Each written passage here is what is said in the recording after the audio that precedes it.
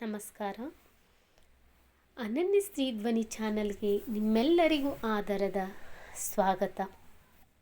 ಈ ಒಂದು ವಿಡಿಯೋದಲ್ಲಿ ನಾನು ಏನನ್ನು ಹೇಳಲಿಕ್ಕೆ ಹೊರಟಿದ್ದೇನೆ ಅಂತಂದರೆ, ಒಂದು ಹೆಣ್ಮಗಳು ಮದುವೆಗೂ ಮುನ್ನ ಯಾವ ರೀತಿ ಕನಸುಗಳನ್ನು ಕಟ್ಟಿಕೊಂಡಿರ್ತಾಳೆ, ಮದುವೆಯ ನಂತರ ಅವಳ ಕನಸುಗಳು ಯಾವ ರೀತಿ ಬದಲಾವಣೆಯಾಗುತ್ತವೆ ಎಂಬುದನ್ನು ನಿಮ್ಮೊಂದಿಗೆ ಹಂಚಿಕೊಳ್ತಾ ಇದ್ದೀನಿ.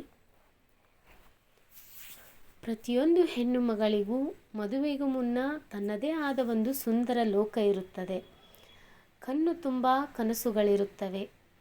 ಓದಬೇಕು, ಸಾಧಿಸಬೇಕು, ಈ ವಿಶಾಲವಾದ ಜಗತ್ತನ್ನು ನೋಡಬೇಕು ಅನ್ನುವ ಹಂಬಲ ಇರುತ್ತೆ.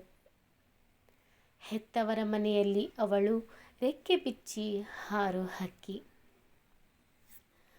ಆದರೆ ಮದುವೆಯಾಗಿ ಹೊಸ್ತಿಲು ದಾಟಿ ಇನ್ನೊಂದು ಮನೆಗೆ ಸೊಸೆಯಾಗಿ ಹೋದ ತಕ್ಷಣ ಆ ರೆಕ್ಕೆಗಳನ್ನು ಕತ್ತರಿಸಲಾಗುತ್ತದೆ.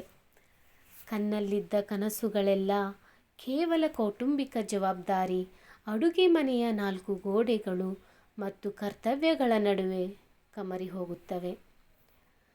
ಸಮಾಜದ ಸಾಂಪ್ರದಾಯಿಕ ನಿರೀಕ್ಷೆಗಳು ಎಷ್ಟೋ ಹೆದರಿಸುತ್ತವೆ.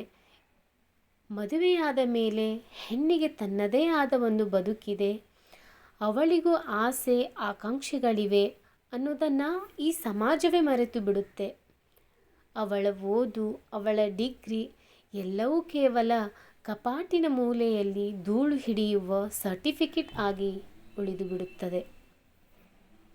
ಎಲ್ಲರನ್ನು ಖುಷಿಪಡಿಸುವ ಜವಾಬ್ದಾರಿಯನ್ನು ಹೊರಬೇಕಾದ ಅವಳು ತನ್ನದೇ ಮನೆಯಲ್ಲಿ ಅದೆಷ್ಟೋ ಒಂಟಿಯಾಗುತ್ತಾಳೆ, ಅದೆಷ್ಟೋ ಮೂಕ ವೇದನೆ ಅನುಭವಿಸುತ್ತಾಳೆ ಅನ್ನೋದು ಯಾರಿಗೂ ಕಾಣುವುದೇ ಇಲ್ಲ.